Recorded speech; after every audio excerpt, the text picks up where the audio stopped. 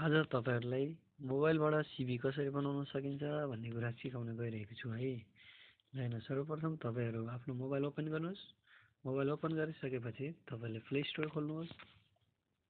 Play store खोलिसकेपछि search बारमा गएर CANVASAPP भन्ने लेख्नुहोस् र मैले यहाँ पहिले नै लेखिसकेको हुनाले मेरोमा आयो। र आइसकेपछि तपाईले क्यानभास सर्च गर्नुहोस्। यस्तो इन्टरफेस आउँछ। त्यसपछि क्यानभा एप्स भन्नेमा क्लिक गर्नुहोस्। त्यसपछि तपाईको Canva design photo and Canva भन्ने आउँछ। त्यसलाई तपाईले इन्स्टल गर्नुहोस्। केही समय लाग्छ। इन्स्टलको प्रोसेसिङ कम्प्लिट भइसकेपछि तपाईको मोबाइलमा डिस्प्लेमा क्यानभा भन्ने यस्तो लोगो सहितको एप्स इन्स्टल भएर आउँछ। यसलाई तपाईले ओपन गर्नुहोस्।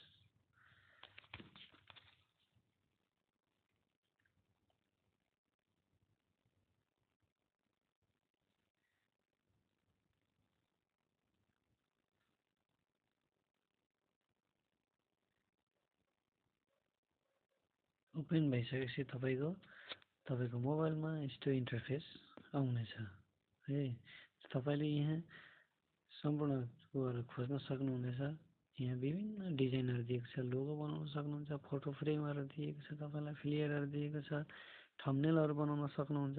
र आज हामी हाम्रो च्याप्टर भनेको छ रिसम कसरी बनाउने है। म तपाईलाई त्यो सिकाउन गइरहेको छु। त्यसको लागि हामीले यहाँ भेटाइएन भने तपाईले सर्च बारमा जानुहोस् र त्यसपछि RESUME रिसम लेखेर सर्च गर्नुहोस्।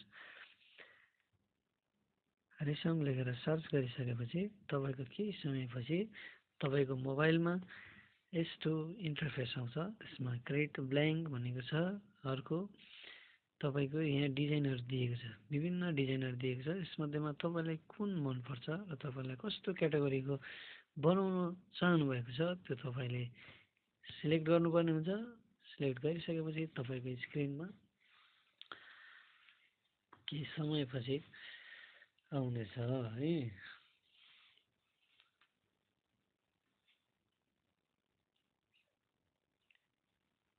यस्तो भयो र यहाँ तपाईले अब यस्तो आइसकेपछि तपाईले आफ्नो फोटो चेन्ज गर्न सक्नुहुन्छ। फोटो चेन्ज गर्नको लागि तपाईले यसमा क्लिक गर्नु, प्लसमा क्लिक गर्नुहोस्। त्यसपछि ग्यालरीमा जानुहोस्। ग्यालरीमा गइसकेपछि तपाईले आफ्नो फोटो चुज गर्नुहोस् र जुन कुनै फोटोहरु तपाईले लिन सक्नुहुनेछ। त्यसको लागि म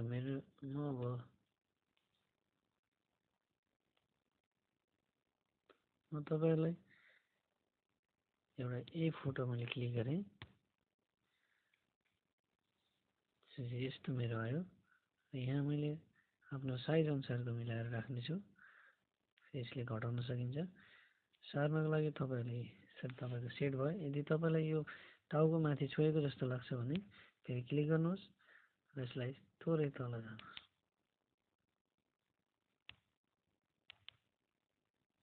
यस्तो छ। यसलाई यसरी तल जानुहोस् है। त्यसपछि ब्याक गर्नुहोस्। ब्याक गरिसकेपछि तपाईको यसमा मिल्नेछ है। अनि तपाईले अब यहाँ वर्किङ एक्सपिरियन्स लेखेको छ। तपाईको यहाँ अन्य विभिन्न क्याटेगोरी लेखेको छ। त्यसमा तपाईले लेख्नु पर्ने छ भने यसमा पहिला क्लिक गर्नुहोस्। यसरी क्लिक गरिसकेपछि तपाईको डबल क्लिक गर्नु होला। डबल क्लिक गरेपछि यस्तो इन्टरफेस आउँछ। यसमा क्लिक गर्नुहोस् फेरि। त्यसपछि यसमा तपाईले ब्याक स्पेस गरेर हटाउन पनि सक्नुहुन्छ। या नहटाइकन तपाईले सिधै लेख्न पनि सक्नुहुन्छ है। यो त भयो। यदि त्यति लेखिसकेपछि तपाई फेरि ब्याक आउनु होला। ब्याक आइसकेपछि फेरि तपाईलाई कहाँनिर के लेख्नुपर्ने छ, एडिट गर्नुपर्ने छ त्यसमै क्लिक गर्नुहोस्। यदि तपाईलाई फेरि यही चिज तपाईलाई अर्को ठाउँमा पनि चाहिएको छ भने यस प्लस आइकनमा क्लिक गर्नुहोस्। त्यसपछि डबल आउँछ है। डबल आइसकेपछि तपाई यो प्लस आइकनले यता दायाँ बायाँ एडजस्ट गर्न सक्नुहुनेछ। यही तरिकाले तपाईले सबै आफ्नो डिटेलमा सबै एडिट गर्न सक्नुहुनेछ र तपाई यसमा फन्टहरु एडिट, स्टाइलहरु चेन्ज गर्न सक्नुहुन्छ। कलरहरु चेन्ज गर्न सक्नुहुन्छ। कलरहरु हामीलाई विभिन्न आइकनको दिएको छ। तपाई यस्तो खालको कलर पनि राख्न सक्नुहुन्छ। चेन्ज पनि गर्न सक्नुहुन्छ। यहाँ गइसकेपछि कस्तो खालको कलर राख्नुहुन्छ है। यति भइसकेपछि तपाई ब्याक गर्नुहोस् र यसलाई आफ्नो चेन्ज गरिसकेपछि हेर्नुहोस् तपाईँको यहाँ ब्ल्याकमा लिएको छ भने यहाँ हाम्रो ब्लूमा आयो है। तपाईँले आफ्नो टेक्स्टहरू पनि कलर चेन्ज गर्न सक्नुहुन्छ। यति भइसकेपछि हामीले यसलाई सेभ गर्नुपर्छ, किनकि हामीलाई त पछिलाई पनि चाहिन्छ। सेभ गर्नको लागि यो हाम्रो डाउन एरोमा क्लिक गर्नु होला। डाउन एरोमा क्लिक गरिसकेपछि तपाईँको हाम्रो केही समय लाग्नेछ यसलाई क्लिन गर्नको लागि।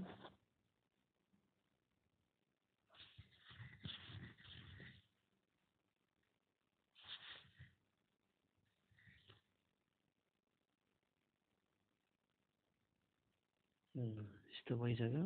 तपाईँको हाम्रो तपाईँ यदि यसमा पनि तपाईँ सेयर गर्न सक्नुहुनेछ। यदि तपाईँ सेयर गर्न यदि म सेयर गर्दिनँ भने ब्याक गर्नुहोस्।